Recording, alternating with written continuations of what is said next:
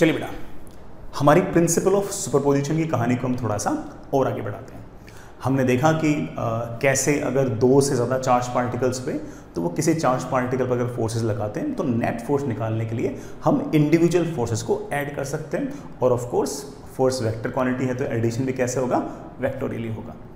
इसी बात को थोड़ा सा और आगे बढ़ाते हैं और कुछ सिचुएशनल सवाल करते हैं। मतलब ठीक है, फोर्सेस तो बड़ा निकालना अपन सीख गए, सिचुएशनल सवाल करते हैं। थोड़ा दो बढ़िया बढ़िया सवाल हैं, हालांकि उनके अंदर एसएचएम के कॉन्सेप्ट का इन्वॉल्वमेंट है, but I will make it sure कि अगर आपको एसएचएम ना भी आता हो तब भी आप सवाल कर लें। मतलब जो भी एसएचएम के कॉन्सेप्ट होंगे वो मैं रिपीट कर दूंगा तो आपको कोई दिक्कत नहीं आएगी।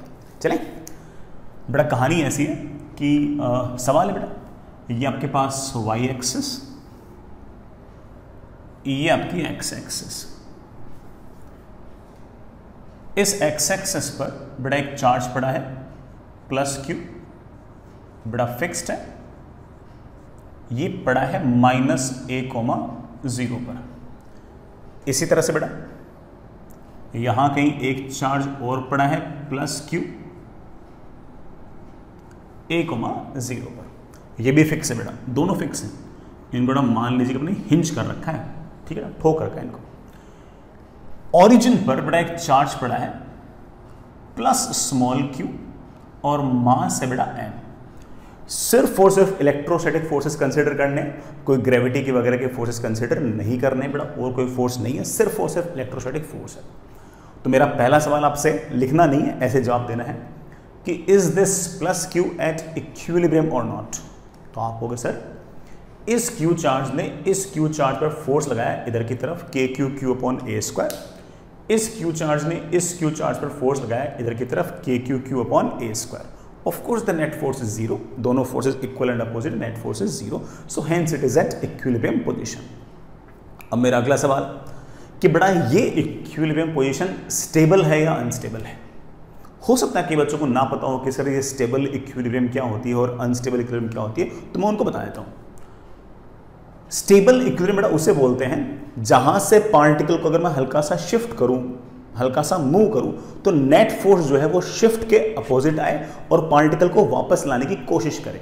तो इस तरह की पोजीशन को बोलेंगे stable equilibrium position. Unstable equilibrium position बेटा वो है जहां से अगर मैं पार्टिकल को हल्का सा डिस्प्लेस करूं तो फोर्स भी डिस्प्लेसमेंट की तरफ लग जाए और पार्टिकल को वहां से भगा ले जाए। That position is known as unstable equilibrium position. अब सवाल पे आते हैं बेटा अपने कि ये जो प्लस क्यू m मास का चार्ज है ये इस पोजीशन पर स्टेबल इक्विलिब्रियम है या अनस्टेबल है। तो मैं आपको इसका जवाब दे रहा हूँ बेटा, आपने मन में सोच लिया होगा।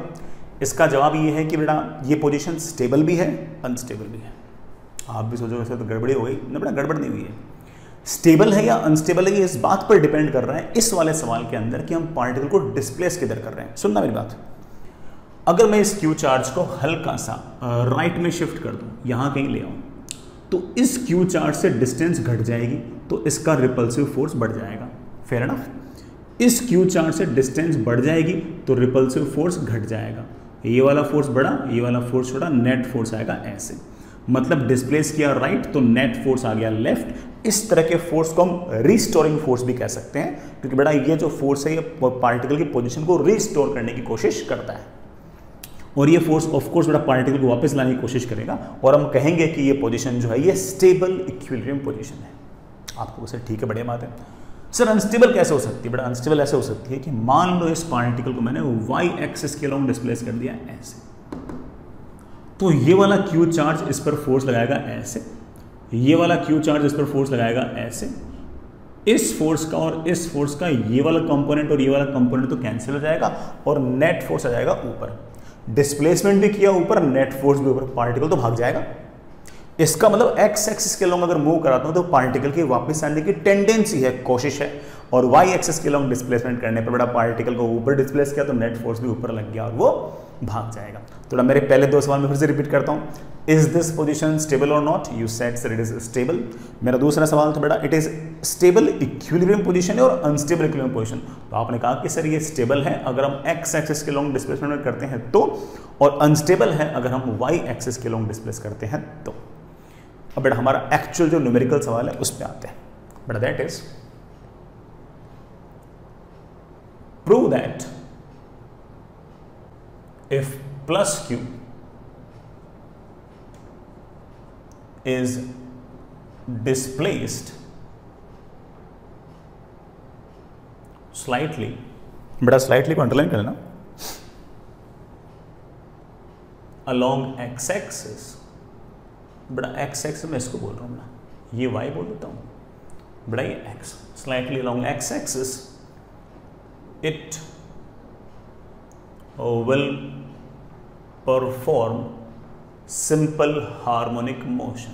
बट अगर आपको सिंपल हार्मोनिक मोशन नहीं आता है कोई चिंता मत करो, बल्कि हम तो इस सवाल से सिंपल हार्मोनिक मोशन के सवाल कैसे करते हैं वो भी सीख जाएंगे, तो चिंता मत करो तुम। नेक्स्ट, ऑल्सो फाइंड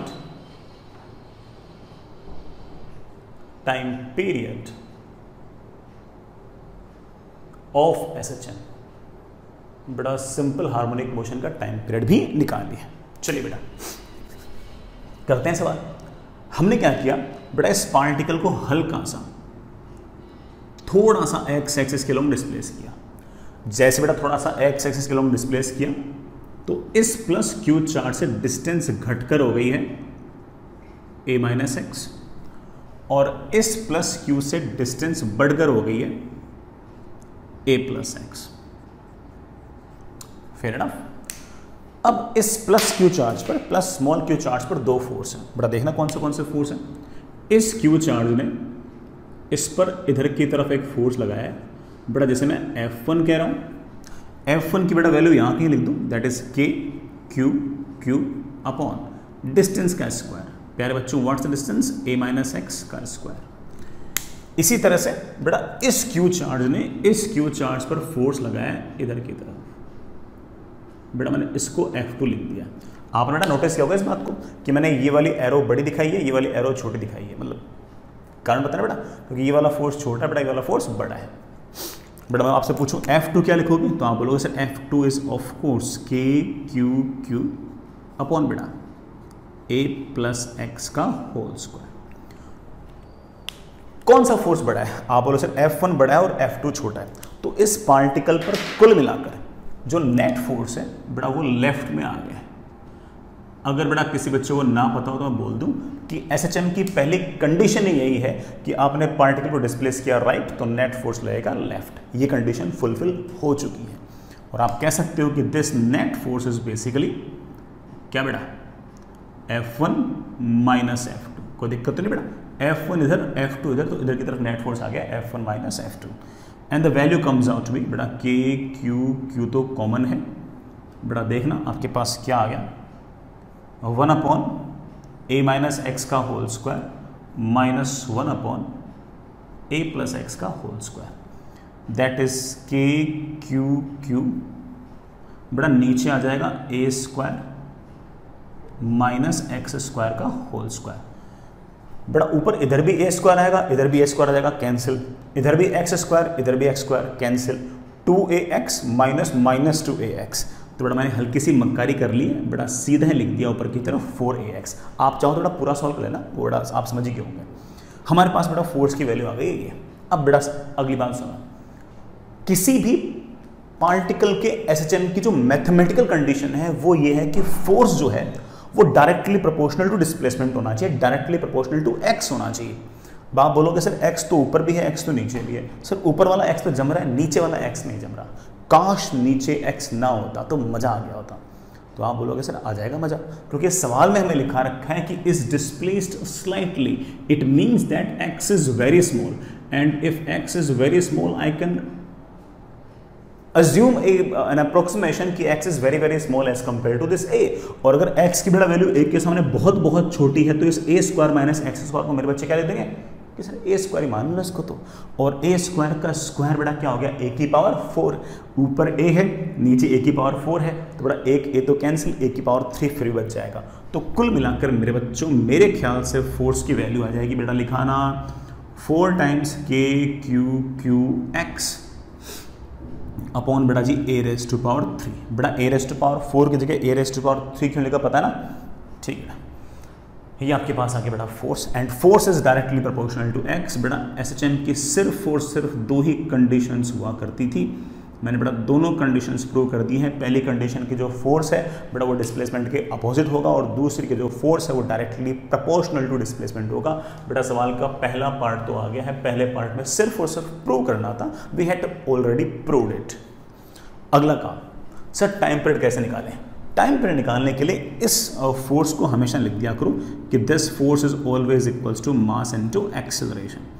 वैसे बेटा हमारी आदत एक्सेलरेशन को ए लिखने की होती है, बट बेटा ए अपन ने ये डिस्टेंस लिख लिया, इसमें मैंने अब एक्सेलरेशन को dv/dt लिख दिया है, चलेगा?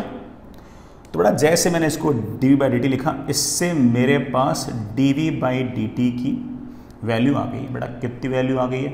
4kq/m a⁻³ × x। बेटा SHM में आप लोगों ने शायद याद किया होगा कि एक्सेलरेशन इज ऑलवेज ω² × x। तो अगर आप कंपेयर करोगे तो आप बोलोगे sir this is basically our omega's square. So बेटा एंगुलर फ्रीक्वेंसी, SHM की एंगुलर फ्रीक्वेंसी की वैल्यू आ गई है। बेटा बोलना कितनी वैल्यू आ गई है? आप बोलोगे सर 4 टाइम्स kq³ अपॉन मेरे प्यारे बच्चे ma⁻³ ये बेटा आपकी एंगुलर फ्रीक्वेंसी आ गई है। बेटा किसी बच्चे को ना पता हो तो मैं लिख देता हूं, बेटा this is your angular frequency of SHM। Sir मुझे तो टाइम पीरियड पूछा गया था। बेटा टाइम पीरियड पूछा गया था, time period is always 2π/ω, that is कितना बेटा 2π√। बेटा लिखा हो, क्या लिखूं? ma⁻³ upon 4 times kq। This is our answer. बढ़िया आंसर बेटा। और मैं ऐसा नहीं कह रहा कि बेटा आपने कोई बहुत ही बड़ा कमाल कर लिया इलेक्ट्रोस्टैटिक्स के अंदर। इलेक्ट्रोस्टैटिक्स का कॉन्सेप्ट तो बहुत आसान था, इसके अंदर टफ काम या फिर थोड़ा इंटरेस्टिंग काम थोड़ा सिर्फ और सिर्फ किसका था? SHM का था। तो बड़ा आई रियली होप कि आपको SHM की बात भी इसके अंदर समझ में आ गई होगी। और SHM के सवाल भी ऐसे होते हैं, भाई फोर्स चेंज हो गया, आपने बेटा मैकेनिक्स में अगर सवाल किए होंगे तो बेटा फोर्स इलेक्ट्रोस्टैटिक्स नहीं रहा होगा, ग्रेविटेशनल फोर्स रहा होगा, स्प्रिंग फोर्स रहा होगा, कोई इलास्टिक फोर्स रहा होगा, कोई फ्रिक्शनल फोर्स रहा होगा, लेकिन सवाल करते ऐसे ही थे, करते तो ऐसे ही थे, है कि नहीं? तो आपको मेरे ख्याल से बेटा SHM का भी हल्का फुल्का कॉन्सेप्ट क्लियर हुआ होगा। मैं एक बात और बोलूँगा, कोई बच्चा मुझे टोक दे कि सर के की टर्म में आंसर मत छोड़ो। सर आपने लास्ट क्लास में बताया था कि है ना आंसर के में नहीं छोड़ते बल्कि के को 1/4πε0 लिखते हैं। बिल्कुल सही बात है बेटा, आप चाहो तो के को बेटा 1/4πε0 लिख सकते हो, 4 से 4 कैंसिल लिख देना बेटा, उस तरह से आप आंसर को छोड़ सकते हो। अगर सवाल सब्जेक्टिव होता है थोड़ा उसी तरह से छोड़ना चाहिए, बट मैं ऐसे छोड़ दूँ बेटा आप कर लोगे, कोई बहुत बड़ा टास्क तो है नहीं। चलिए बेटा आगे बढ़ते हैं, नेक्स्ट इज बेटा ऐसे ही एक छोटा सा सवाल और करते हैं। बढ़िया सवाल है बेटा, ठीक है, एक और करते हैं। बिल्कुल ऐसा कैसा सवाल है, और ये मान के चल लो कि इस बार ना आपको सारा सवाल सुनने के बाद वीडियो पॉज करना है, सारा सवाल खुद करना है बेटा जी, सारा सवाल खुद करना है ना, क्योंकि बेटा थ्योरी बिल्कुल मोर और लेस वही है, कोई बहुत बड़ा डिफरेंस इसमें नहीं आएगा। चलिए बेटा सवाल की लैंग्वेज सुनेगा, आराम से इत्मीनान से कीजिएगा, हमारे पास खूब टाइम बेटा, सब हो जाएगा। ये आपके पास y एक्सिस, ये प्यारे बच्चों आपके पास x एक्सिस, ठीक है बेटा। यहाँ कहीं बेटा एक प्लस q चार्ज है, -a,0 पर बेटा ये वाला चार्ज आपका फिक्स है। इतने ही डिस्टेंस पर बेटा यहाँ कहीं एक प्लस q चार्ज और है, इसके कोऑर्डिनेट्स बेटा a,0 है बेटा, इसको भी अपने हिंज कर रखा है, फिक्स कर रखा है। ओरिजिन पर बिल्कुल बीचों बीच एक चार्ज है बेटा -q मास m। बेटा सिर्फ और सिर्फ इलेक्ट्रोस्टैटिक फोर्सेस ही कंसीडर करने हैं, कोई ग्रेविटी वगैरह के फोर्स, कोई ग्रेविटेशनल फोर्स वगैरह कंसीडर नहीं करने, सिर्फ इलेक्ट्रोस्टैटिक फोर्सेस ही कंसीडर करने हैं, ठीक है। ये गिवन है बेटा सवाल के अंदर, ठीक है बेटा। पहला सवाल, is this -q at equilibrium position और नॉट? इसका जवाब बेटा आप लोगों ने मन में सोच लिया होगा कि sir of course it is at equilibrium position. इस -q को ये वाला +q अपनी तरफ खींच रहा है kq/a² से, ये वाला +q अपनी तरफ खींच रहा है kq/a² से। इस बार खींच क्यों रहा है? क्योंकि ये पॉजिटिव है, ये नेगेटिव है, ठीक है बेटा। And all these two forces are equal magnitude and opposite direction, net force must be 0 and net force is 0। अगला सवाल, इज दिस पोजिशन स्टेबल और अनस्टेबल? तो आप बोलोगे सर पता लग गया इस बार मेरे को, तो इस बार सर मैंने भी उसी तरह सोच रहे थे आप सोच रहे थे। ये पोजीशन स्टेबल भी है और अनस्टेबल भी है, डिपेंड करता है कि हम इसको किस तरफ डिस्प्लेस कर रहे हैं। तो अगर मैं इसको एक्स एक्सिस के अलोंग डिस्प्लेस करूं ऐसे, तो इस प्लस क्यू चार्ज से डिस्टेंस घट जाएगी और एट्रैक्टिव फोर्स बढ़ जाएगा। इस प्लस क्यू चार्ज से डिस्टेंस बढ़ जाएगी और एट्रैक्टिव फोर्स घट जाएगा।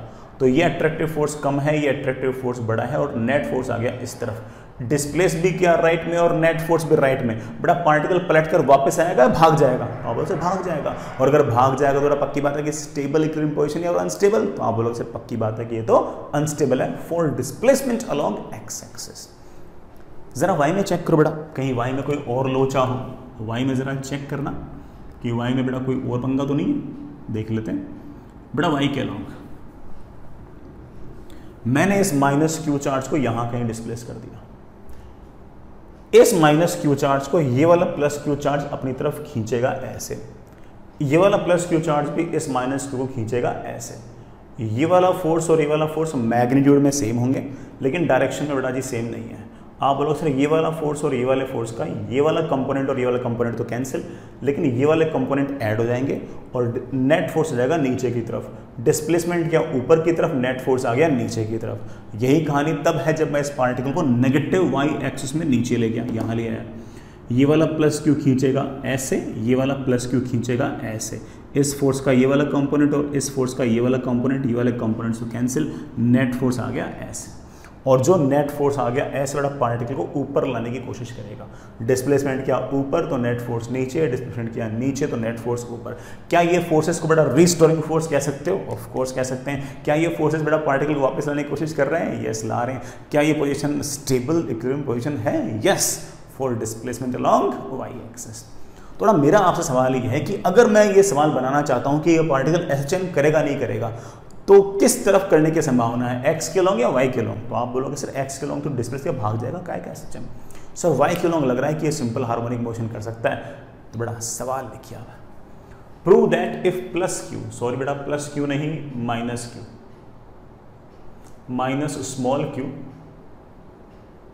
is displaced slightly along y-axis, it will perform SHM. Also find time period of SHM. आराम से इत्मीनान से बड़ा सवाल कीजिए, वीडियो को पॉज करें, सवाल खुद ट्राई करें। इस सवाल को करने के लिए जो भी चीज़ें चाहिए मैं आपको सब बता चुका हूं। मैं कर रहा हूं बेटा सवाल, मैंने इस पार्टिकल को बेटा हल्का सा डिस्प्लेस कर दिया ऐसे y के लॉन्ग। ये वाला प्लस क्यू इस माइनस क्यू को अपनी तरफ खींच रहा है ऐसे किसी फोर्स F से। इसी तरह से ये वाला प्लस क्यू चार्ज इस माइनस क्यू चार्ज को खींच रहा है अपनी तरफ।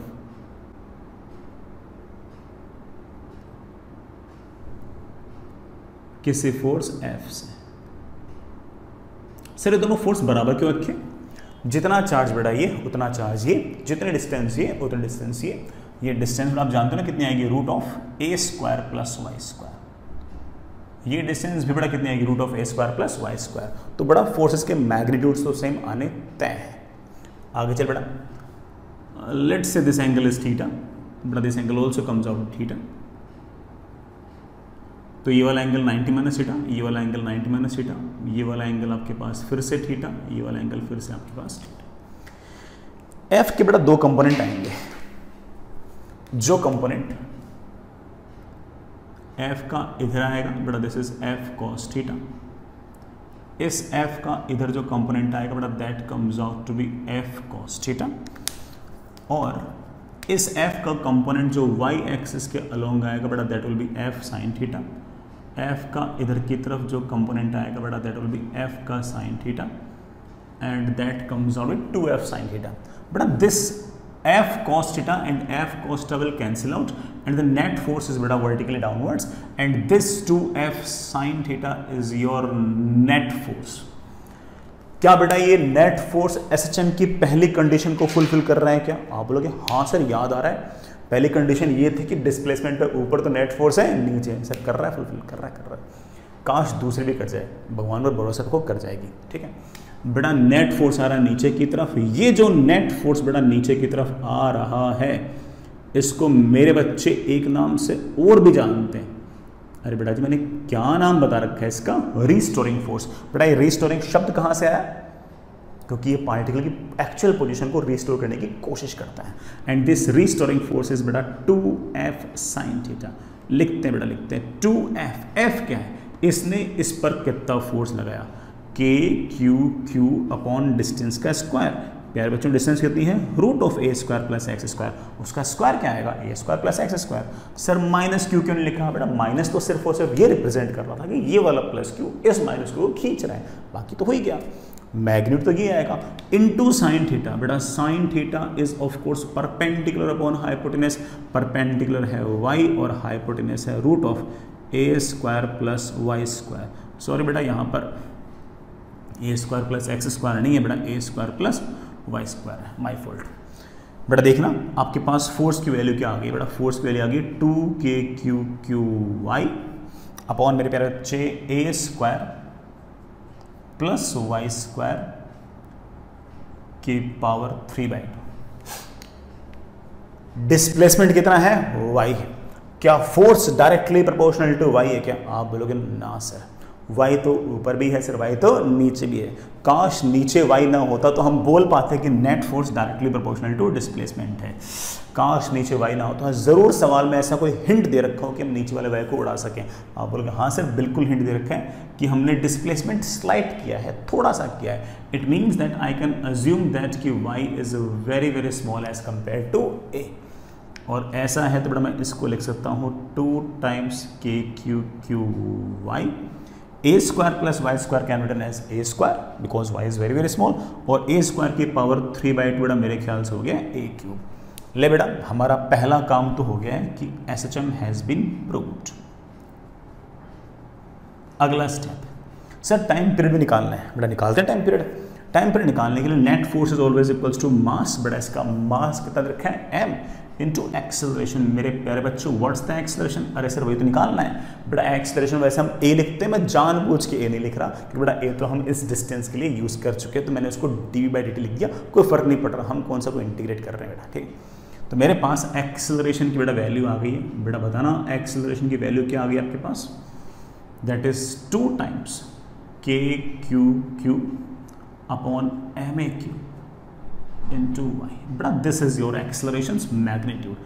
बेटा acceleration is equals to something into displacement, that something is omega square. Displacement in this case is not x, displacement in this case is basically y, तो मैंने y लिख दिया। और बेटा मेरे बच्चों ने शायद कंपेयर किया तो उन्होंने कह दिया कि सर ये आ गया हमारा ओमेगा स्क्वायर। बेटा this is your angular frequency. The value of angular frequency for this simple harmonic motion is 2kq upon ma³। This is your angular frequency. If I want to find out the time period, of course the time period will be 2 pi by omega, that is 2 pi under root of ma³ upon 2 times kq³। बेटा this is your time period. Time period is of course 2 pi by omega। बेटा मैंने ऐसे लिख दिया, समझ गए बेटा इस बात को, आपने शायद कर भी लिया होगा खुद ने भी ना। बेटा this is your time period. अरे हाँ अगेन को बच्चा बोलता है सर मैं के की टर्म्स में आंसर नहीं छोड़ना चाहता सर, मोस्ट बुक्स में सर के की जगह 1/4 पाई एप्सिलॉन नॉट लिखा है। मोस्ट वेलकम बेटा, ठीक है वैसे छोड़ देना कोई दिक्कत नहीं। चलिए बेटा आगे चलते हैं।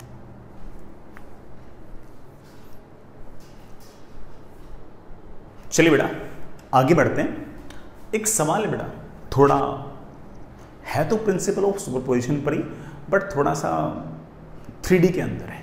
सवाल ऐसा है कि आपके पास एक स्क्वायर है, उसकी वर्टिसेस पर स्मॉल q चार्ज रखे हुए हैं, q charge q charge q charge q charge. ये जो इंटरसेक्शन ऑफ डायगोनल्स है बेटा ये सेंटर हो गया, सेंटर से h हाइट ऊपर एक कैपिटल q चार्ज पड़ा है। ऑफ कोर्स बेटा इस पर ये वाला q चार्ज, ये वाला q चार्ज, ये वाला q चार्ज, ये वाला q चार्ज, सारे के सारे स्मॉल q चार्ज पर फोर्सेस लगाएंगे। उन सब फोर्सेस का नेट मतलब मुझे नेट इलेक्ट्रोस्टैटिक फोर्स चाहिए कैपिटल q पर। मैंने बेटा एक हल्का फुल्का डायग्राम भी बना रखा है। अगेन बेटा स्क्वायर है एक प्लेन के अंदर, उस प्लेन से ऊपर बेटा परपेंडिकुलरली सेंटर के ऊपर बेटा एक दूसरा चार्ज रखा हुआ है कैपिटल Q। ये बेटा सेंटर से डिस्टेंस है वो आपको h दे रखी है। हमें पूछा है कि इस कैपिटल Q पर इलेक्ट्रोस्टैटिक फोर्स कितना आएगा। सवाल लिख लीजिए बेटा, find electrostatic force on capital Q। बेटा कैपिटल क्यू पर इलेक्ट्रोसिटी फोर्स पूछा है, करते बेटा कोशिश करते हैं। थोड़ा बड़ा सवाल 3D में है तो हल्का फुल्का इमेजिन करने में दिक्कत तो आएगी, बट लेट्स ट्राई। ये डिस्टेंस बेटा आप जानते हैं कि ये L तो ये √2L बेटा उसका हाफ आएगा, दिस विल बी L/√2। ठीक है बेटा, यहां से इस क्यू चार्ज की डिस्टेंस है, अरे बेटा इस क्यू चार्ज की डिस्टेंस है बेटा, आप देख सकते हो कि आपके पास ये वाला डिस्टेंस L/√2 है, ये h है बेटा। अगर ये L/2√2 है और अगर ये h है तो ये डिस्टेंस कितनी आएगी, आप समझ गए होंगे बेटा कितनी आएगी। ये डिस्टेंस आएगी रूट ऑफ L/√2 का square, that is L²/2 plus बेटा h²। ठीक है, और मान लेते हैं कि बेटा ये वाला जो फोर्स है ये ऐसे किसी एंगल पे है बेटा, let's say this angle is theta, force will be like this angle also comes out to be theta. ये फोर्स लिखना बेटा कोई बहुत इतना टफ काम थोड़ी है। एक इकलौते चार्ज ने कितना फोर्स लगाया बेटा, that will be Q upon distance का स्क्वायर, डिस्टेंस का स्क्वायर इज L²/2 प्लस मेरे प्यारे बच्चे h²। मुझे इस फोर्स को ऐड करना है, अभी करेंगे बेटा। इस क्यू चार्ज को जरा आराम से देखो, इस क्यू चार्ज पर कैसे फोर्स लग रहा है। जो हमारा नीचे वाला बेटा स्क्वायर है ना, उस स्क्वायर के पैरेलल में मैंने ऐसा एक प्लेन मार दिया, आराम से देखो बेटा, मैंने ऐसे एक प्लेन मार, ये अपना कैपिटल क्यू बेटा।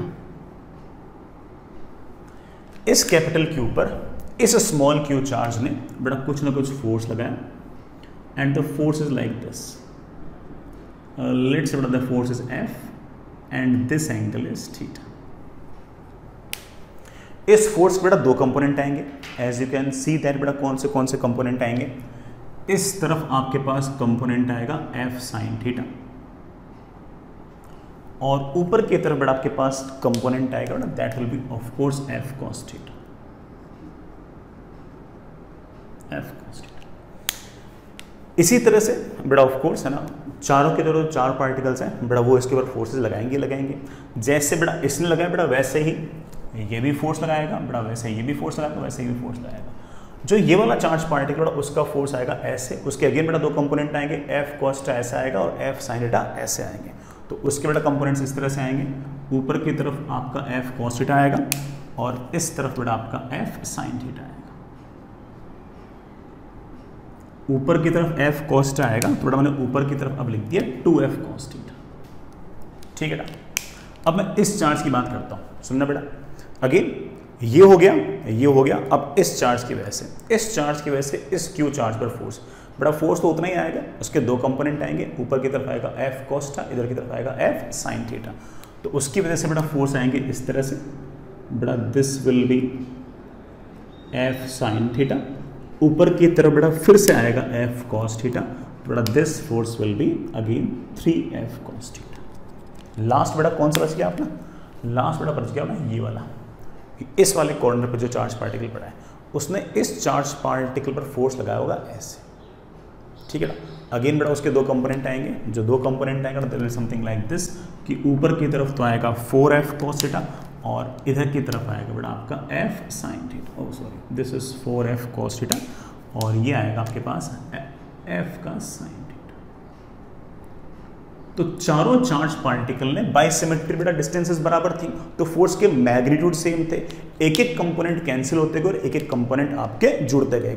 कैंसिल कौन से हुए, आप बोलोगे सर ये F sin थीटा और ये F sin थीटा एक मैग्नीट्यूड में सेम और डायरेक्शन में अपोजिट, ये वाला F sin थीटा और ये वाला F sin थीटा मैग्नीट्यूड में सेम और डायरेक्शन में अपोजिट। सिर्फ और सिर्फ ऊपर की तरफ बेटा कौन सा जुड़ा, 4F का cos थीटा। मैं इस बात को रिपीट करता हूँ, एक चार्ज यहाँ, एक चार्ज यहाँ, एक चार्ज यहाँ, एक चार्ज यहाँ।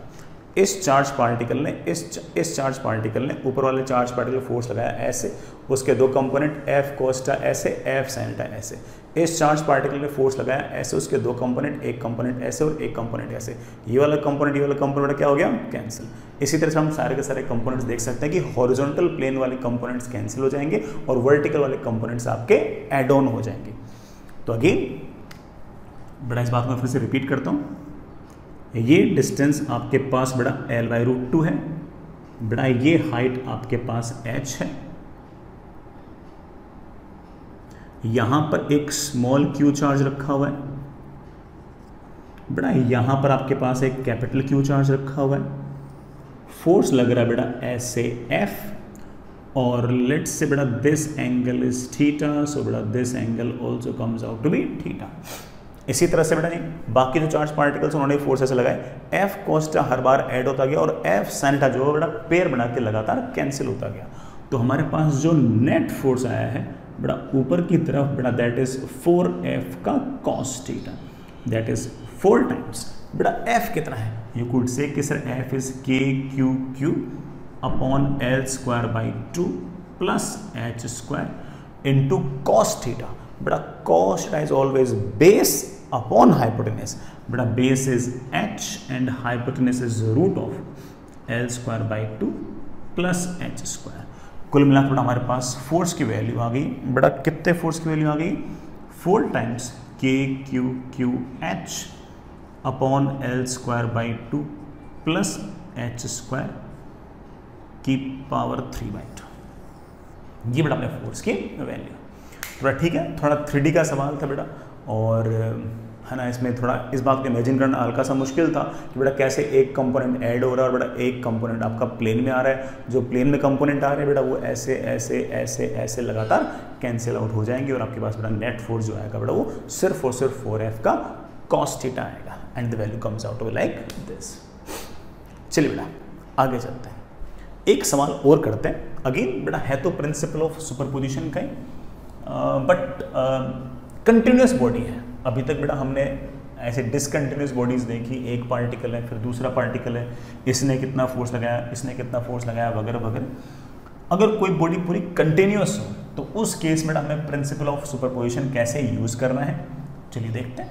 बहुत बड़ा टास्क नहीं है, आसान सा टास्क है, ठीक। चलिए सुनिए बेटा, आपके पास कहानी ऐसी है कि ये एक रॉड है बेटा, ये एक रॉड है Q चार्ज की L लेंथ की, यूनिफॉर्म रॉड है। जैसे मैकेनिक्स में यूनिफॉर्म का अर्थ होता है कि हर बराबर बराबर लेंथ पर बराबर बराबर मास है, यहां पर बेटा यूनिफॉर्म रॉड का अर्थ है कि हर बराबर बराबर लेंथ पर बराबर बराबर चार्ज है, ठीक है। और इसलिए बेटा हम इस पर एक लैम्डा भी डिफाइन कर सकते हैं बेटा। लैम्डा मैकेनिक्स में हम लोग शायद मास पर यूनिट लेंथ बोल रहे थे, यहाँ पर बेटा लैम्डा हम बोलते हैं चार्ज पर यूनिट लेंथ। कितना चार्ज है Q, कितनी लेंथ पे L पे, फेयर इनफ। अब इस रॉड से A डिस्टेंस दूर बेटा एक दूसरा चार्ज पड़ा है प्लस Q। मुझे इस प्लस Q और इस कैपिटल Q के बीच का इलेक्ट्रोस्टैटिक फोर्स निकाल। तो बड़ा सवाल है find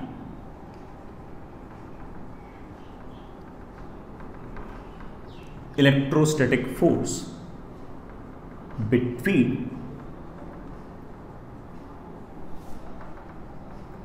point charge plus Q and uniform rod plus capital Q। बेटा इसको भी प्लस लिखिए, इनके बीच फोर्स निकालना है, निकालते हैं। ऐसे गवारों की तरह ही मत बोलते ना कि सर पूरी रॉड को सेंटर बड़ा मान लेते हैं, फिर ना वहाँ से KQ अपॉन डिस्टेंस का स्क्वायर लिख लेते हैं। ऐसा कोई कॉन्सेप्ट नहीं है बेटा। जैसे सेंटर ऑफ मास का कॉन्सेप्ट था वैसे कोई सेंटर ऑफ चार्ज टाइप का कोई कॉन्सेप्ट नहीं है ना। ऐसी हरकतें हमें नहीं करनी है, ठीक है। सर फिर कैसे करें, हमें क्या आता अभी तक? आप बोलोगे सर हमें तो आपने कुलम्ब्स लॉ सिखाया है, और कुलम्ब्स लॉ आपने साफ साफ कहा है कि सिर्फ और सिर्फ 2 पॉइंट चार्जेस के बीच का है। आपने सर लिखाया था मतलब पॉइंट की सिर्फ पॉइंट चार्जेस के बीच जो फोर्स है वही कुलम्ब्स लॉ से आएगा। सर इसमें एक तो पॉइंट चार्ज है, दूसरा वाला पॉइंट चार्ज नहीं है सर, मानते हैं बेटा। तो क्या करें, पॉइंट चार्ज लो। सर कैसे ले सकते हैं पॉइंट चार्ज? बेटा वैसे ही जैसे हम लोग मैकेनिक्स के अंदर पॉइंट मास लेते थे बेटा, वैसे यहाँ पर पॉइंट चार्ज लेंगे। देखिए कैसे, इस Q चार्ज से हम X डिस्टेंस दूर गए बेटा और एक छोटा सा कट लगा,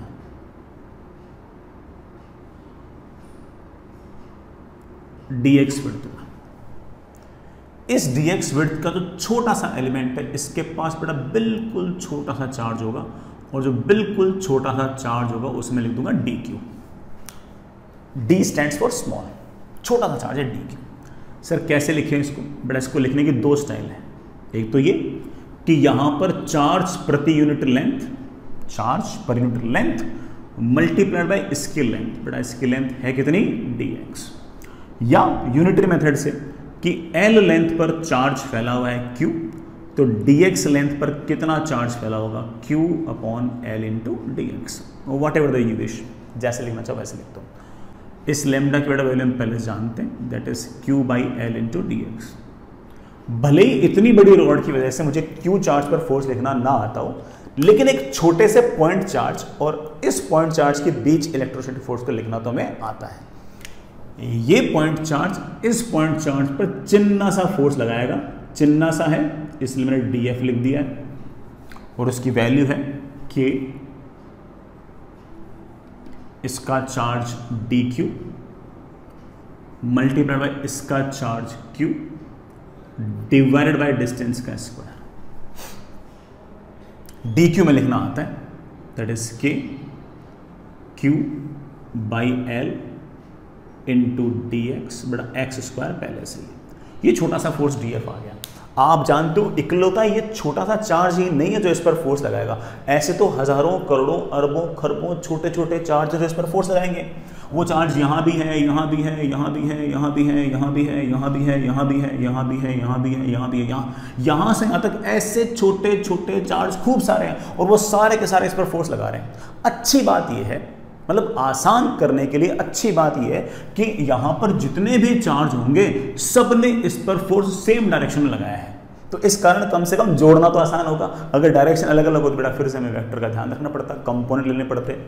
इस बार बेटा ऐसा करने की जरूरत नहीं है, हम सीधा बोल सकते हैं कि सारे के सारे जो इस चार्ज ने, इस चार्ज ने, इस चार्ज ने, इस चार्ज ने, इस चार्ज ने जितने सारे फोर्स निकाले सबको जोड़ दो।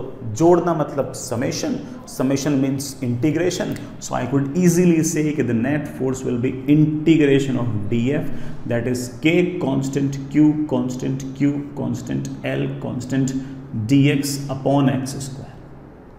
The value of x is varying from, बेटा x को कहां से कहां तक वेरी करूं? तो आप बोलोगे सर x यहां से मेजर कर रखा है, सबसे पहले ये वाला पॉइंट चार्ज फोर्स लगाएगा इस पे, तो इसके लिए x की वैल्यू होगी a, फिर ये वाला, फिर ये वाला, फिर ये वाला, फिर ये वाला, फिर ये वाला, फिर ये वाला, फिर ये वाला, फिर ये वाला, ये आखिरी पॉइंट है dq जो इस पर फोर्स लगाएगा। इसके लिए x की वैल्यू हो जाएगी a प्लस l, तो इसका मतलब हमारा x वेरी कर रहा है a से a प्लस l, तो यू कुड इजीली से कि इट इज a से a plus l।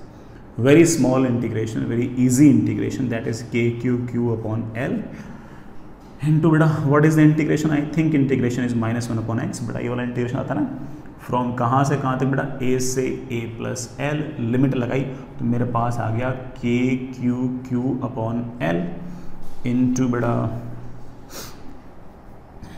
1 upon a minus 1 upon a plus l। बेटा इसको सिंप्लीफाई किया तो बेटा मेरे पास आ गया फोर्स इज इक्वल्स टू के क्यू, बेटा एल तो ऊपर से नीचे से cancel into A upon A plus L. This is the required force. बेटा ये वो फोर्स है जो हमें चाहिए।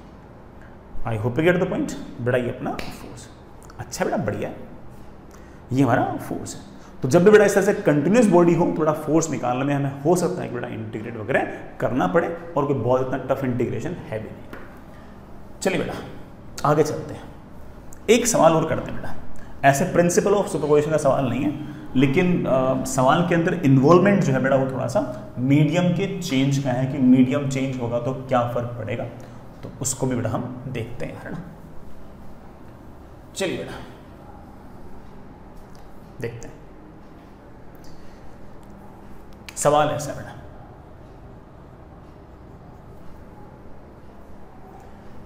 कि आपके पास बेटा ये छत, सीलिंग, फिक्स्ड सीलिंग है बेटा। इस सीलिंग से बेटा दो रस्सियां बांध रखी है, आइडेंटिकल स्ट्रिंग्स हैं, मासलेस स्ट्रिंग्स हैं, और उन स्ट्रिंग्स को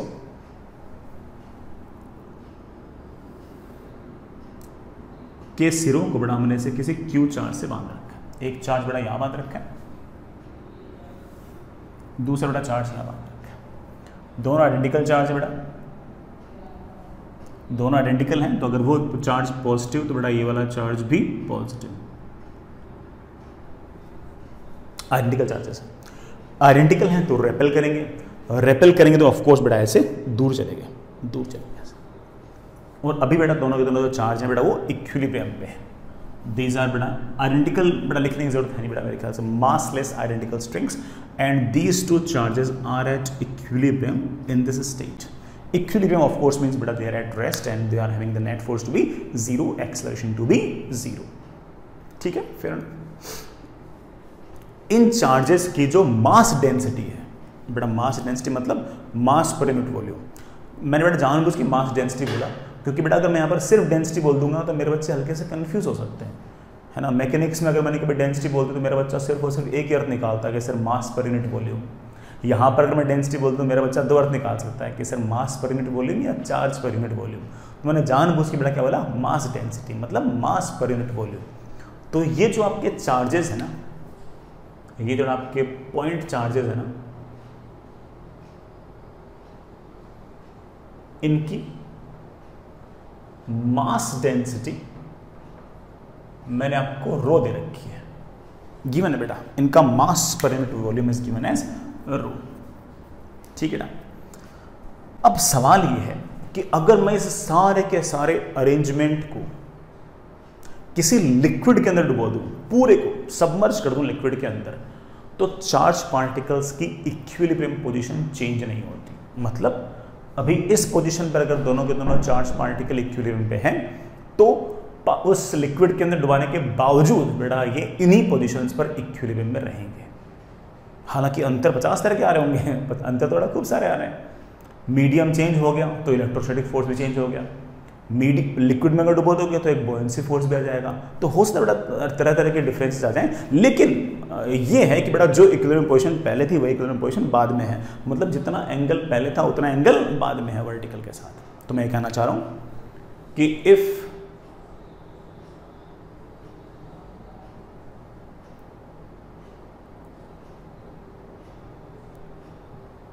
this entire arrangement is submerged in a liquid of density sigma, comma, equilibrium position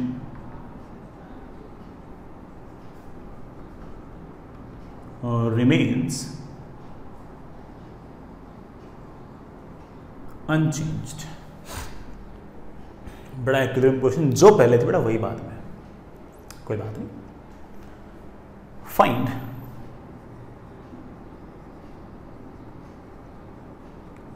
relative permittivity of liquid. बेटा जो लिक्विड है उसकी रिलेटिव परमिटिविटी लिखाइए, कितनी आएगी। बेटा रिलेटिव परमिटिविटी शब्द यूज कर लो या फिर डायलेक्ट्रिक कांस्टेंट शब्द यूज कर लो। बेटा आप जानते हैं एक ही बात है, बेटा डायलेक्ट्रिक कांस्टेंट शब्द मैं आपको पहले लिखा चुका हूं, ठीक। चलो बच्चों करते हैं, ट्राई करते हैं। बेटा कौन से फोर्सेस, सबसे पहले बेटा ये लिक्विड में नहीं डूबा हुआ है, बेटा ये एयर में है। कौन से फोर्सेस, सबसे पहले बेटा नीचे की तरफ तो आपका mg, इस तरफ आपकी टेंशन। अगर ये angle theta, then we know that कि this angle also comes out to be theta. ये क्यू चार्ज इस क्यू चार्ज को रेपेल करेगा with some electrostatic force. Let's say मेरे प्यारे बच्चे that electrostatic force is Fa। If I want to write down बेटा this electrostatic force, I can write it down. This electrostatic force is of course K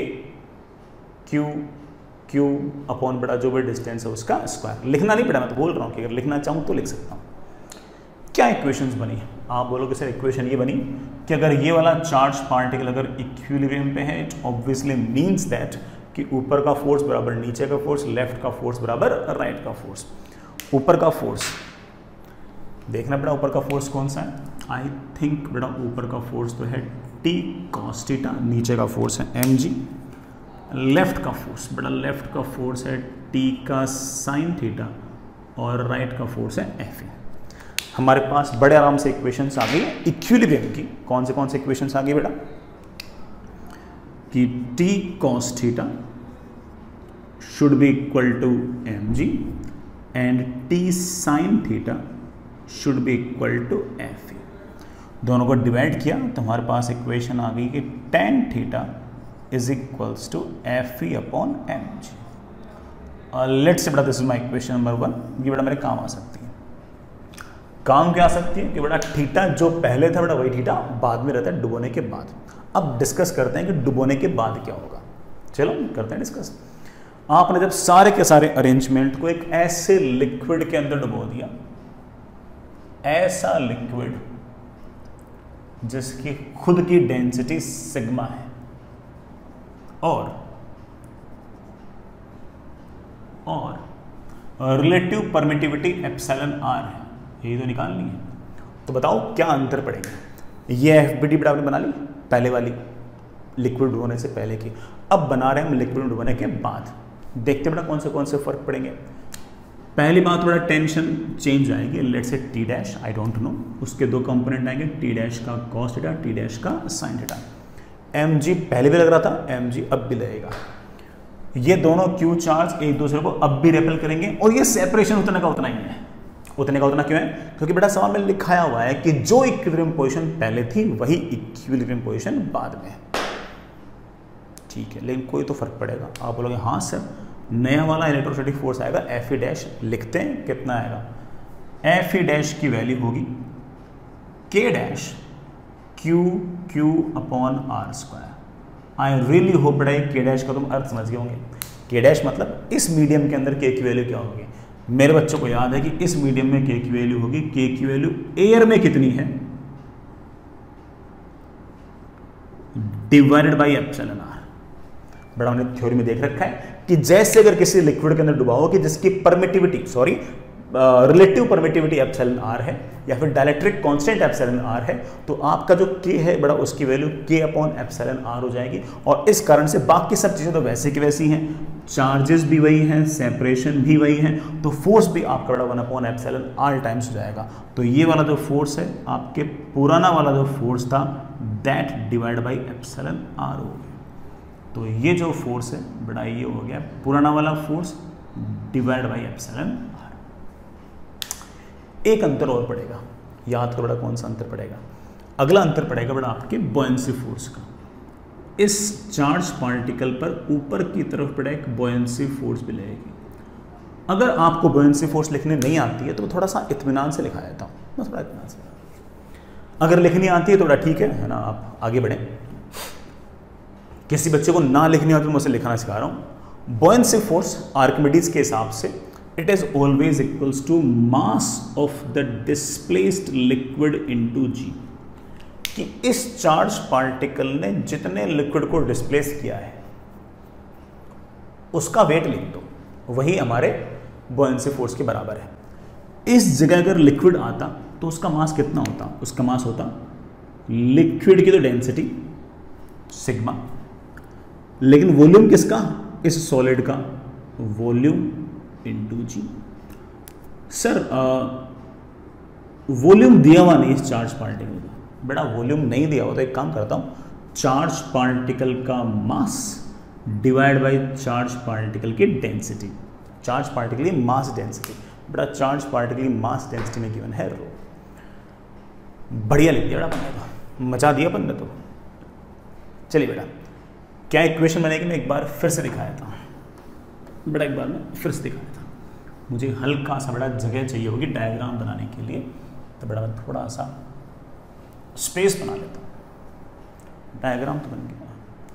हाँ बेटा बताओ कौन से forces. सबसे पहले नीचे की तरफ mg और ऊपर की तरफ बॉयंसी फोर्स इतना। तो नीचे की तरफ फोर्स कितना आ गया? mg माइनस दिस, ऐसे लिख दो बेटा, mg minus mg sigma by रो। कोई दिक्कत थोड़ी बेटा। mg में से बॉयंसी को माइनस कर दिया तो ये आ गया। बाहर की तरफ मेरे प्यारे बच्चे पहले से लिख रहे हैं कि सर इलेक्ट्रोस्टैटिक फोर्स आएगा, और ये आपके पुराने वाले electrostatic force divide by dielectric constant या रिलेटिव परमिटिविटी आएगा। सॉरी बेटा, यहाँ डैश नहीं लगाना। और कौन से फोर्स हैं? ऊपर की तरफ टी डैश का कॉस थीटा है, हालांकि टेंशन बेटा मुझे चाहिए नहीं रस्सी में, और ये है टेंशन का साइन थीटा। मुझे तो थीटा चाहिए, थीटा चाहिए, क्योंकि थीटा जो पहले था मतलब डुबोने से पहले, वही डुबोने के बाद में। तो क्या करूँ बेटा? हाँ बोलो सिर्फ ऊपर का फोर्स, क्योंकि इक्विलिब्रियम पोजीशन तो है, और अगर इक्विलिब्रियम पोजीशन है तो ऊपर का फोर्स बराबर नीचे का फोर्स। हमारे पास आ गया टी डैश का cos theta should be equal to mg 1 minus sigma by rho, और आ गया है टी डैश का sine theta and it should be equal to बेटा क्या? Fe upon epsilon r. मुझे टेंशन में मतलब नई वाले टेंशन में कोई इंटरेस्ट ही नहीं बेटा, तो आप बोलो से इंटरेस्ट में डिवाइड कर दो, डिवाइड कर दो कि हमारे पास आएगा tan theta is equals to बेटा बोलना क्या आ गया? Fe upon epsilon r into mg 1 minus sigma by rho. If this is my equation number 1, this is my equation number 2. We know that this theta is going to remain unchanged. So I could say कि बेटा ये वाला tan theta और ये वाला tan theta exactly same है। जैसे बेटा मैंने इक्वेशन 1 को और इक्वेशन 2 को इक्वेट किया, बेटा मेरे पास आ गया Fe upon mg should be equal to Fe upon epsilon r mg 1 minus sigma by रो।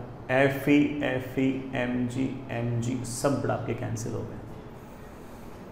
मेरे पास आ गया epsilon r into 1 minus sigma by rho should be equal to 1। Epsilon r की बड़ा वैल्यू आ गई है रो अपॉन बड़ा क्या? Rho minus sigma. यही बड़ा मैं चाहिए था। This is our relative permittivity, ये बड़ा आपका डाइलेक्ट्रिक कांस्टेंट। तो ठीक है बेटा, बढ़िया सवाल था। इसमें बेटा हो सकता है कई बच्चों को बेटा बॉयंसी फोर्स लिखना ना आता हो, तो मैंने बेटा कोशिश की है कि ना जितना आपको आता हो उसके बेसिस में आपको बताई दूँ, तो आप सीख भी गए होंगे। आगे चलते हैं।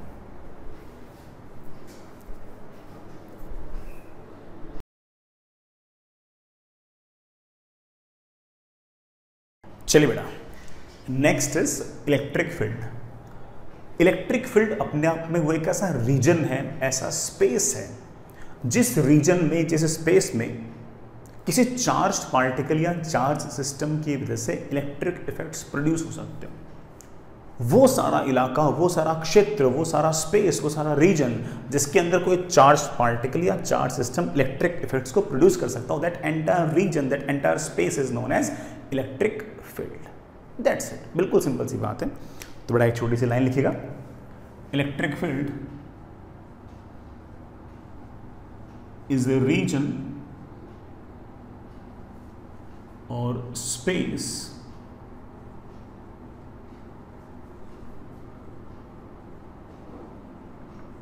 around a charged particle or system in which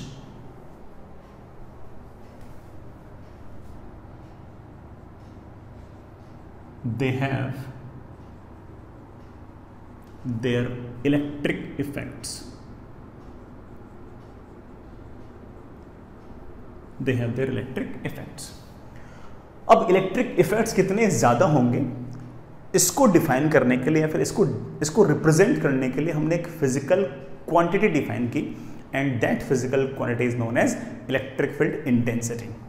बेटा हेडिंग लिखेगा, next is electric field intensity. Electric field intensity quantitatively बताएगा कि किसी पॉइंट पर कितने ज़्यादा इलेक्ट्रिक इफेक्ट्स हैं। अगर मान लो किसी पॉइंट पर इलेक्ट्रिक इफेक्ट बहुत ज़्यादा है, इसका मतलब इलेक्ट्रिक फील्ड इंटेंसिटी वहाँ पर ज़्यादा है। किसी पॉइंट पर कोई इलेक्ट्रिक इफेक्ट है ही नहीं, इसका मतलब उस पॉइंट पर इलेक्ट्रिक फील्ड इंटेंसिटी 0 है। किसी पॉइंट पर अगर इलेक्ट्रिक इफेक्ट्स कम है, इसका मतलब उस पॉइंट पर इलेक्ट्रिक फील्ड इंटेंसिटी कम है। तो ये इलेक्ट्रिक फील्ड इंटेंसिटी एक ऐसी फिजिकल क्वांटिटी है जो क्वांटिटेटिवली बताएगी कि किसी पॉइंट पर इलेक्ट्रिक इफेक्ट्स कितने कम या कितने ज़्यादा है। थोड़ा एक लाइन लिखिएगा, it is a physical quantity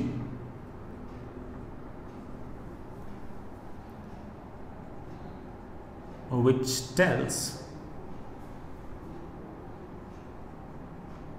about electric effects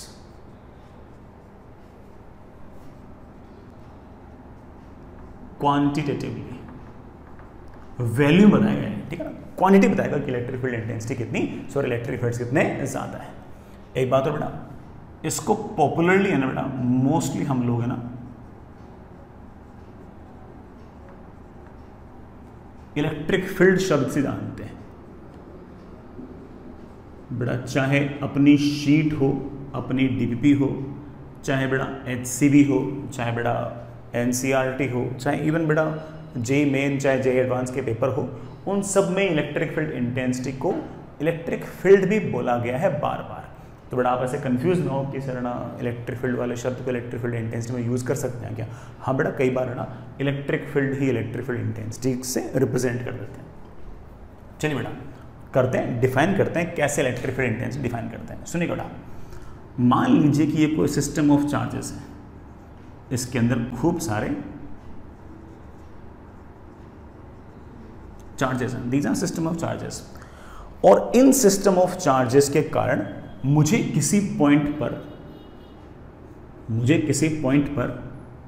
electric field intensity define करनी है। मान लो आपको करनी हो कि बेटा बताओ इलेक्ट्रिक फील्ड इंटेंसिटी इस पॉइंट पी पर इस सिस्टम ऑफ चार्जेस के कारण कैसे डिफाइन करोगे। आपको मौका मिला होता ये डिफाइन करने का, तो आप क्या कहते हो? तो हो सकता है कि मेरे कोई बच्चा ये बोलता है कि सर यहां पर Q0 चार्ज रख दो और ये चेक करो कि इस Q0 चार्ज पर कितना ज्यादा इलेक्ट्रोस्टैटिक फोर्स लग रहा है। सर जितना ज्यादा इलेक्ट्रोस्टैटिक फोर्स होगा, ऑफ कोर्स इस सिस्टम ऑफ चार्ज की वजह से यहां पर इलेक्ट्रिक इफेक्ट उतने ही ज्यादा होंगे, और इलेक्ट्रिक इफेक्ट ज्यादा होंगे तो इलेक्ट्रिक फील्ड इंटेंसिटी भी ज्यादा होगी। तो सर एक तरह से ये जो इलेक्ट्रोस्टैटिक फोर्स लग रहा है यही इस बात को रिप्रेजेंट कर रहा है कि इस पॉइंट पर कितने ज्यादा इलेक्ट्रिक इफेक्ट्स हैं। I partially agree with this statement, लेकिन मुझे ऐसा लगता है कि बेटा आपके इस डेफिनेशन में, मतलब अगर इस इलेक्ट्रोस्टैटिक फोर्स को ही अगर मैं इलेक्ट्रिक फील्ड इंटेंसिटी बोल दूं तो उसमें मुझे एक दिक्कत है, और वो दिक्कत ये है कि ये जो फोर्स है ये तो इस बात पर भी डिपेंड कर रहा है कि आपने इस पॉइंट पर इलेक्ट्रिक फील्ड इंटेंसिटी टेस्ट करने के लिए जो चार्ज रखा है उसकी वैल्यू कितनी है बेटा, जो चार्ज रखा है उसकी वैल्यू कितनी है कि नहीं बेटा। तो अगर मैं इस चार्ज को दुगना कर दूंगा तो ऑफ कोर्स ये फोर्स दुगना हो जाएगा, अगर मैं इस चार्ज को 5 गुना कर दूंगा ये फोर्स 5 गुना हो जाएगा। लेकिन इस सिस्टम ऑफ चार्ज की वजह से तो यहां पर इलेक्ट्रिक फील्ड तो उतने के उतने ही है। तो इसका मतलब ये जो फोर्स है ये 2 जने गवर्न कर रहे हैं, 2 जने जज कर रहे हैं इस फोर्स को। कौन कौन? ये सिस्टम ऑफ चार्ज भी कंट्रोल कर रहा है इस फोर्स की वैल्यू को, और इसको ये Q0 भी कंट्रोल कर रहा है। मुझे Q0 के कंट्रीब्यूशन को हटा के सिर्फ और सिर्फ इस सिस्टम ऑफ चार्ज की वजह से यहां पर जो इलेक्ट्रिक फील्ड है उसमें इंटरेस्ट है, बस उसमें interest.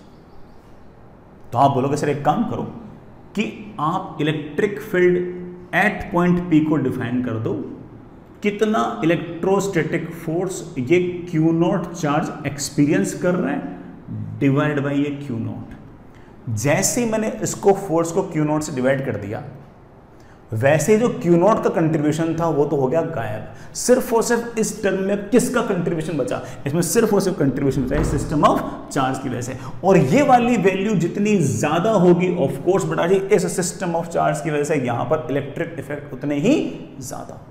So I am simply saying is that कि अगर आपको किसी पॉइंट P पर इलेक्ट्रिक फील्ड इंटेंसिटी निकालनी हो तो उस पॉइंट P पर एक टेस्ट चार्ज रख दो। क्या रख दो बेटा? Test charge. इसका नाम बेटा टेस्ट चार्ज क्यों रखा गया तो तुम समझ गए होंगे, क्योंकि बेटा इस चार्ज से हम टेस्ट कर रहे हैं कि इलेक्ट्रिक फील्ड कितनी होगी। एक टेस्ट चार्ज रख दो और इस टेस्ट चार्ज ने कितना फोर्स एक्सपीरियंस किया, दैट फोर्स पर unit test charge is defined as electric field intensity at that point P। I hope that's okay. बड़ा इस डेफिनेशन को हम थोड़ा और गौर से देखते हैं और अच्छे से देखते हैं, इसको हम बढ़िया से बड़ा लिखते भी हैं। तो चलिए, अगर हमें किसी पॉइंट P पर इलेक्ट्रिक फील्ड इंटेंसिटी निकालनी है तो उस पॉइंट P पर एक छोटा सा टेस्ट चार्ज रख दो और उस टेस्ट चार्ज को रखने कर जितना फोर्स लगा उस फोर्स को अगेन बेटा उस टेस्ट चार्ज की वैल्यू से डिवाइड कर दो, तो जो टर्म बचेगी बेटा that term is known as electric field intensity at point P। So we could easily say that बेटा we could easily say that कि electric field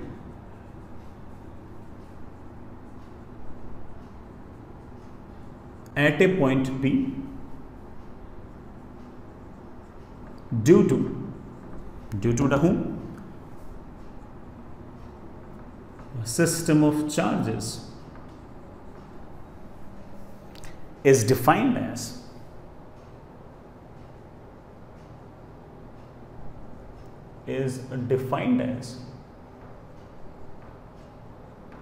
electrostatic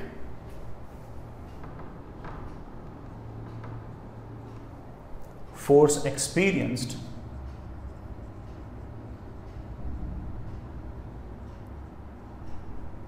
by test charge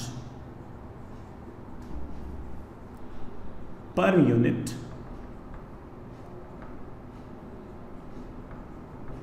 test charge. कितना आपने बेटा force experienced किया divided by बेटा test charge की जो value है बेटा it is defined as our electric field. या फिर एक काम कर लो, इस क्यू नॉट की वैल्यू को 1 कूलम रख लो।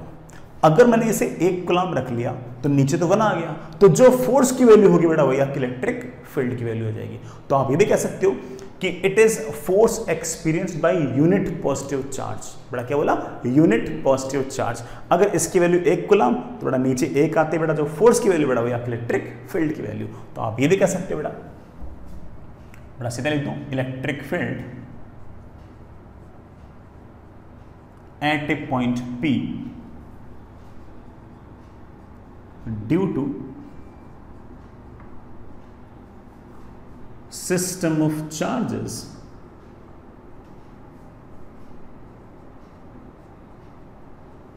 is defined as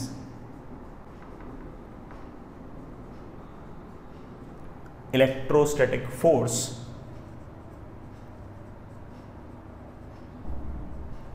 experienced by unit positive test charge. बेटा यूनिट पॉजिटिव टेस्ट चार्ज मतलब +1 कूलम का चार्ज रख लो बेटा, और उसने जितना फोर्स एक्सपीरियंस किया होगा बेटा वही आपकी electric field. As simple as that. बेटा इस तरीके से हम लोग किसी पॉइंट पर इलेक्ट्रिक फील्ड को जज कर सकते हैं, इलेक्ट्रिक फील्ड निकाल सकते हैं। बड़ा बहुत लंबा चौड़ा काम है बेटा, अभी तक तो सिर्फ और सिर्फ डिफाइन किया है। हम तो बड़ा बहुत सारे सिस्टम ऐसे लेंगे जिनकी वजह से हमें इलेक्ट्रिक फील्ड निकालनी होगी, बहुत तरह तरह की बातें होंगी, देखेंगे। यही तो काम है अपने पास बेटा। यहां से बेटा इलेक्ट्रिक फील्ड के बारे में जो कुछ समझ में आता हो बेटा वो सारी बातें लिखिएगा। पहली बात बेटा आपने देखा कि हमने इलेक्ट्रिक फील्ड डिफाइन किया कि किसी यूनिट पॉजिटिव टेस्ट चार्ज ने कितना फोर्स एक्सपीरियंस्ड किया डिवाइड बाय उसका charge. Force vector quantity, vector upon scalar is always going to be a vector. तो इलेक्ट्रिक फील्ड जो है बड़ा वो एक वेक्टर क्वांटिटी है। अगली बात यूनिट, बड़ा देखना है यूनिट क्या है। यूनिट है ऊपर न्यूटन नीचे कूलम, तो आप कह सकते हो कि unit is of course Newton per coulomb. अच्छी बात बेटा। एक यूनिट और है जो मैं आज लिख रहा हूं, समझा नहीं पाऊंगा बेटा, उससे मैं वोल्ट पर मीटर बोल रहा हूं बेटा। इसकी एक स्टैंडर्ड इंटरनेशनल यूनिट और है वोल्ट पर मीटर। न्यूटन पर कूलाम और वोल्ट पर मीटर, दोनों ही स्टैंडर्ड इंटरनेशनल यूनिट है। फिलहाल बेटा मैं सिर्फ और सिर्फ आपको न्यूटन पर कूलाम भी समझा पाया हूँ, हो सकता है कि आगे जाके मैंने वोल्ट पर मीटर भी देख लें। ठीक है, आगे चलिए बेटा, व्हाट इज द डायमेंशन। आप बोलोगे सर डायमेंशन तो बहुत आसान है,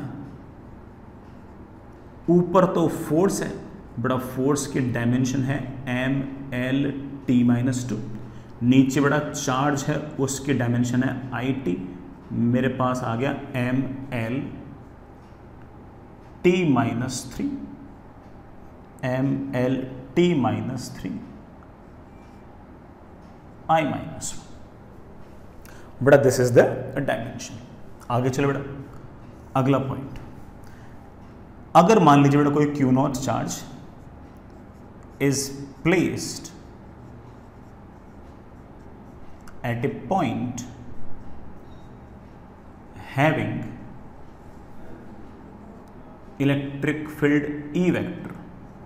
बट अगर मान लीजिए कि हमने किसी Q0 चार्ज को किसी ऐसे पॉइंट पर रख दिया जहां पर इलेक्ट्रिक फील्ड E वेक्टर है, ये इलेक्ट्रिक फील्ड बेटा होगी किसी चार्जेस की वजह से, वी डोंट केयर, तो बेटा जी ये जो Q0 चार्ज होगा, Q0 चार्ज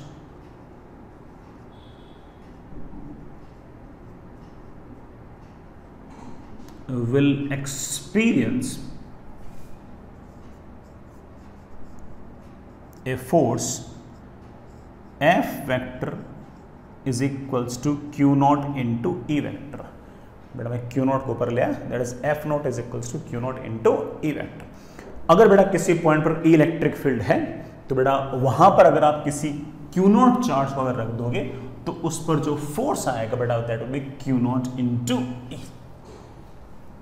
Q0 बेटा वो चार्ज जिसको आपने रखा है बेटा E इलेक्ट्रिक फील्ड है, ये E इलेक्ट्रिक फील्ड किसकी वजह से होंगे, कोई और चार्ज जिनकी वजह से इस Q0 चार्ज पर बेटा आपको फोर्स निकालना होगा।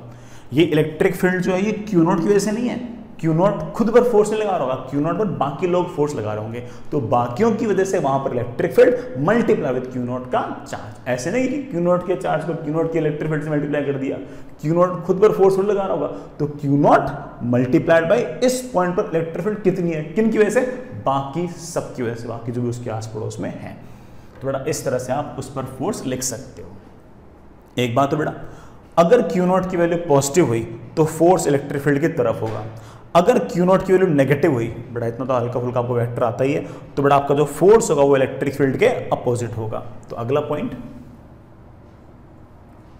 If Q0 is positive then electrostatic force is parallel to electric field। if Q0 is negative, electrostatic force is anti-parallel to electric field, is anti-parallel to electric field। अगला point बेटा सुनना इस बात को, जिस तरह का प्रिंसिपल ऑफ सुपरपोजिशन बेटा फोर्स में था वैसा ही बेटा प्रिंसिपल ऑफ सुपरपोजिशन आपके इलेक्ट्रिक फील्ड में है। मतलब किसी पॉइंट पर इलेक्ट्रिक फील्ड निकालनी हो तो आप बेटा आस पड़ोस के जितने भी पॉइंट्स हैं, जितने भी चार्ज पार्टिकल्स हैं, उन सब के वजह से इलेक्ट्रिक फील्ड निकाल लीजिए और उनको जोड़ लीजिए। जोड़ भी कैसे लीजिए, वेक्टरली। तो आप कह सकते हो कि electric field follows principle of superposition which says that कि electric field net at a point will be the vector summation of electric field due to individual charges।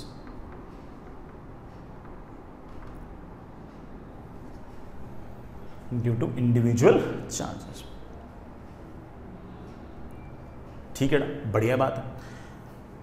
हाँ बेटा, एक बात और बेटा कि बेटा जो भी अगर किसी जगह किसी पॉइंट पर हमने इलेक्ट्रिक फील्ड निकाल ली तो इलेक्ट्रिक फील्ड चेंज तभी होगी जब जो आपका सोर्स है या तो उसका चार्ज डिस्ट्रीब्यूशन चेंज हो या मीडियम चेंज हो। अगर मीडियम अनचेंज्ड है और बेटा मान लीजिए कि सोर्स के जो चार्ज पार्टिकल्स हैं उनकी पोजीशन अगर अनचेंज्ड है तो ऑफ कोर्स आपकी इलेक्ट्रिक फील्ड भी अनचेंज्ड रहेगी। तो चार्ज डिस्ट्रीब्यूशन चेंज करके और मीडियम चेंज करके आप इलेक्ट्रिक फील्ड चेंज कर सकते हो। तो बड़ा अगला काम, we can change electric field by changing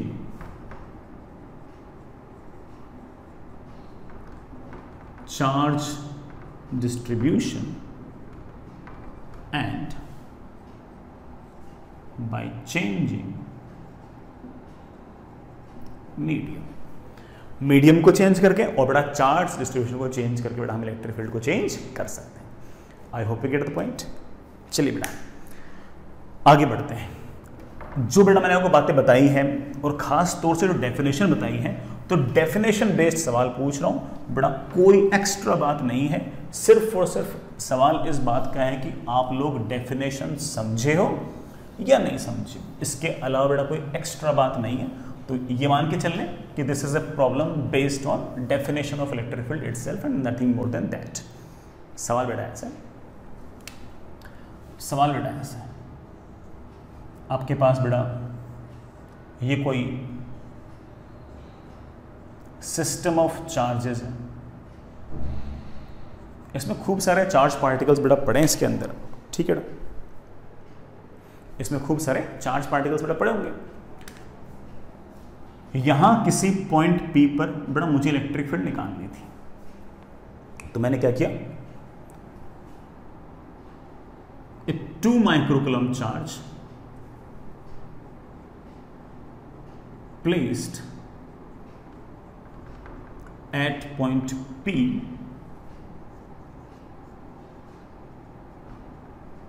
experiences a force, beta electrostatic force, that is 2I cap minus 4J cap plus 10K cap मिलीन्यूटन। अगर मैं इस पॉइंट P पर 2 माइक्रोकूलम चार्ज रखता हूं तो बड़ा उस पर इतना फोर्स लगता है, ऐसा सवाल में लिखा हुआ है। Find electric field at point P। बेटा पॉइंट P पर इलेक्ट्रिक फील्ड बताओ। सॉरी बेटा साहब पूरा सवाल सुना। Find electric field at point P due to ये, due to system of charges. Point P पर इलेक्ट्रिक फील्ड निकालनी किसकी वजह से, इस सिस्टम ऑफ चार्जेस की वजह से। तो सुनिए बेटा, मैंने इस पॉइंट P पर बेटा जैसे ही 2 माइक्रोकूलम चार्ज रखा, उस पर बेटा कोई ना कोई फोर्स आ गया। लेट से बेटा फोर्स की वैल्यू है Fe वेक्टर बेटा जो गिवन है। यहां मुझे इलेक्ट्रिक फील्ड निकालनी है, किसकी वजह से, इस 2 माइक्रोकूलम की वजह से नहीं, इस सिस्टम ऑफ चार्ज की वजह से। तो आप कहोगे कि सर इस 2 माइक्रोकूलम चार्ज ने जो इलेक्ट्रोस्टैटिक फोर्स एक्सपीरियंस किया है वो है इस 2 माइक्रोकूलम का चार्ज मल्टीप्लाइड बाई इस सिस्टम ऑफ चार्ज की वजह से यहां पर इलेक्ट्रिक फील्ड। तो सिस्टम ऑफ चार्ज की वजह से electric field, system of charge की वजह से इलेक्ट्रिक फील्ड आ गई है कितनी, इसने कितना फोर्स एक्सपीरियंस किया डिवाइड बाई इसका कितना चार्ज है।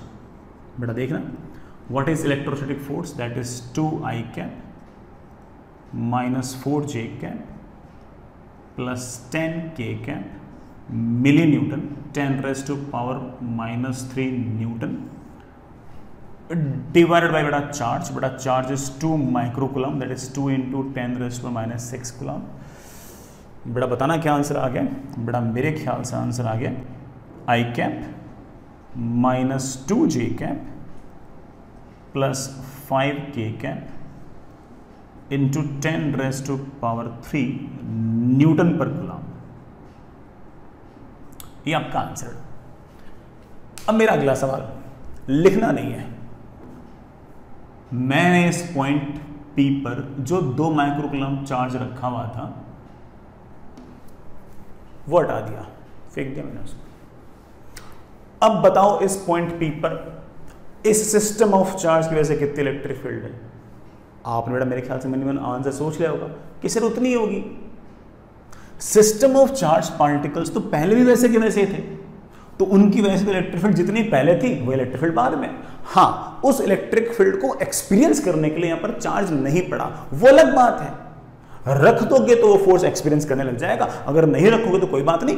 इस सिस्टम ऑफ चार्ज की वजह से यहां पर इलेक्ट्रिक फील्ड तो होगी।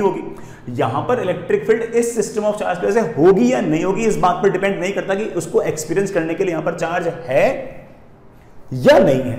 सिस्टम ऑफ चार्ज की वजह से तो यहां पर इलेक्ट्रिक फील्ड होगी। हाँ, यहां पर चार्ज रख दोगे तो उसको एक्सपीरियंस करने के लिए फोर्स आ जाएगा।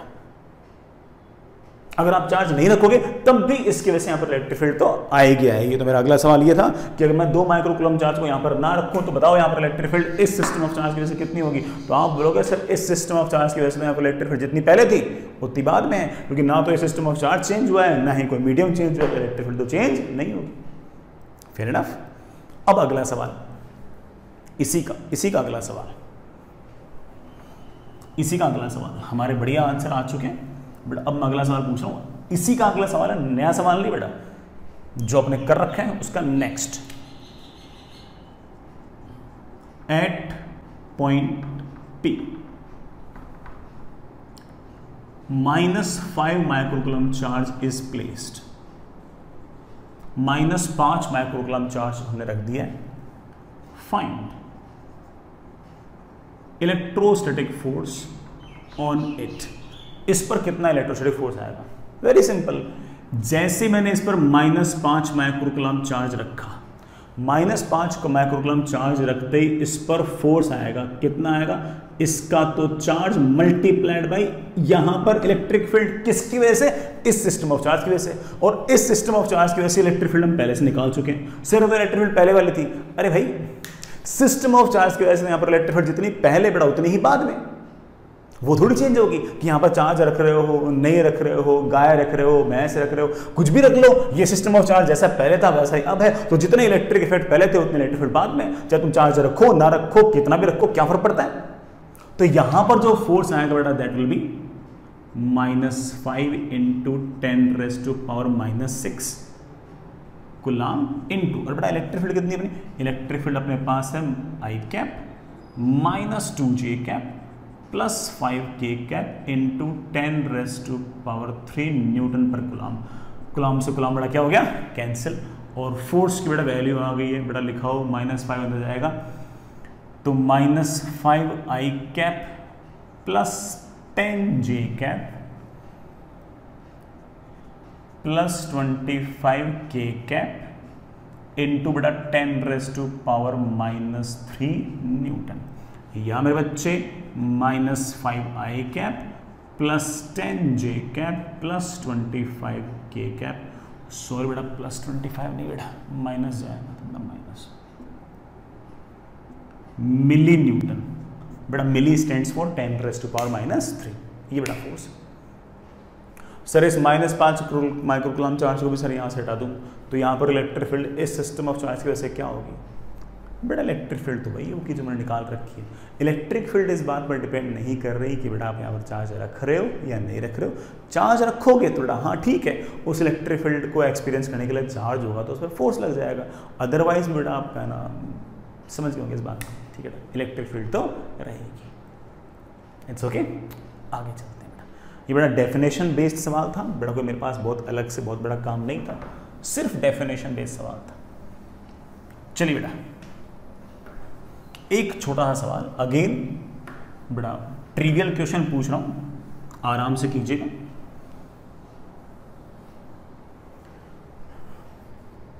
आपके पास इस रीजन में कोई इलेक्ट्रिक फील्ड है बेटा, ये ग्राउंड है,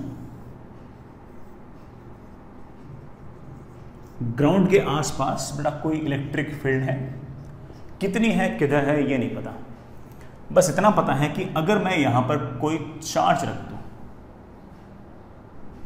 और लेट्स से बेटा -5 माइक्रोकूलम चार्ज रख दूं और इसका बेटा मास मान लीजिए कि 20 मिलीग्राम है, 20 मिलीग्राम चार्ज है, तो ये जो चार्ज है बेटा रेस्ट पर पड़ा है, एकदम चिल मचा रहा है, रेस्ट पे है मतलब बेटा ये इक्विलिब्रियम पे है, और अगर इक्विलिब्रियम पे है तो ऑफ कोर्स बेटा इस पर नेट फोर्स क्या होना चाहिए, 0। तो बेटा मेरा सवाल ये है कि find direction and magnitude of electric field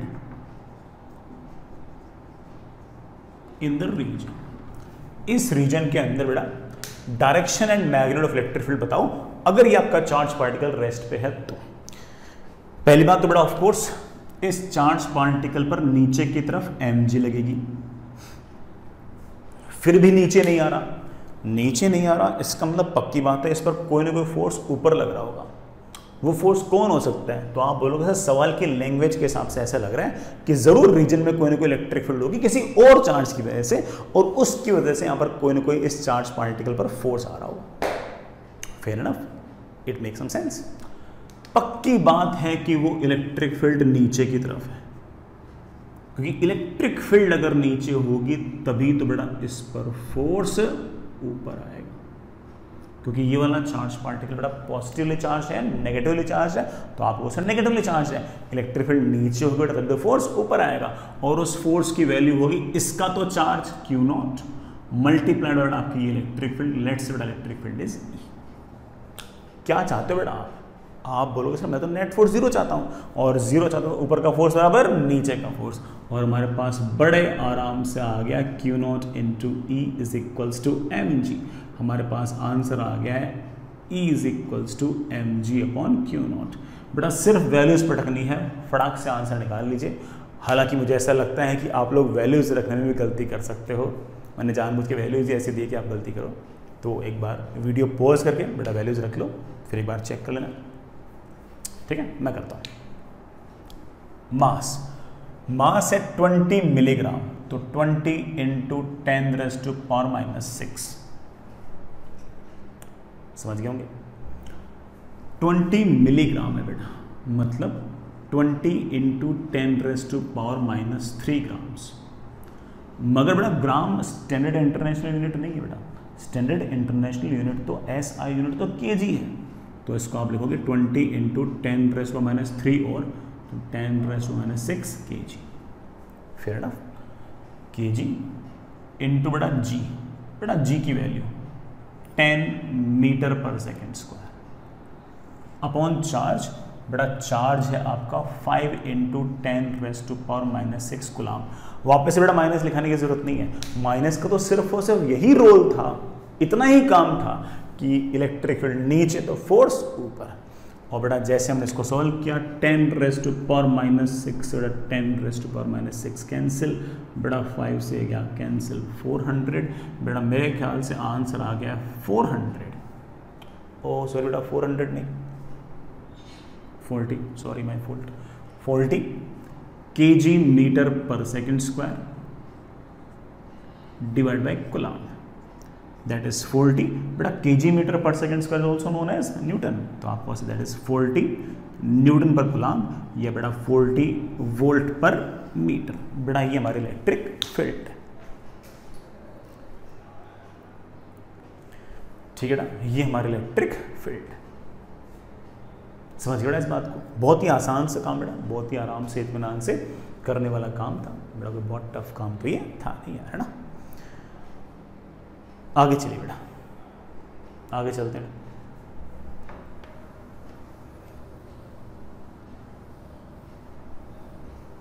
next is, इसी बात पे एक सवाल और पूछता हूं, बहुत ही बेटा आसान सा सवाल पूछ रहा हूं, कोई बहुत टफ सवाल नहीं पूछ रहा हूं, सिंपल सवाल बेटा।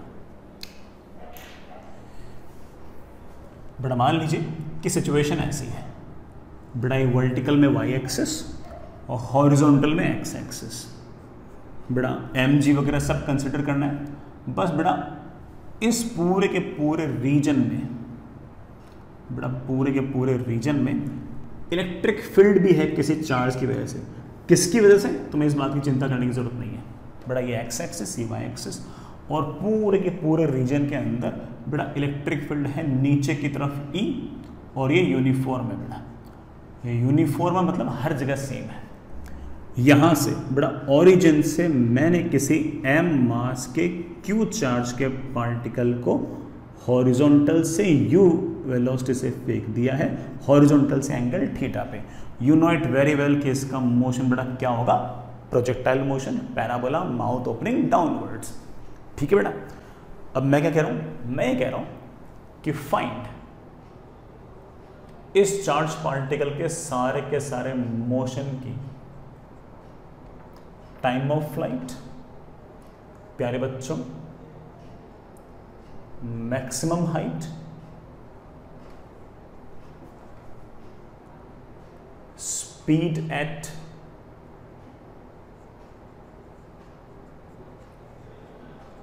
हाईएस्ट पॉइंट एंड रेंज, या बेटा मेरे ख्याल से आप लोग इसको हॉरिजॉन्टल रेंज बोलते हैं। ठीक है। जैसे बेटा पार्टिकल गया, जैसे पार्टिकल हवा में है, इस पार्टिकल बेटा आज दो फोर्स लग रहे हैं बेटा, देयर आर टू फोर्सेस। कौन से?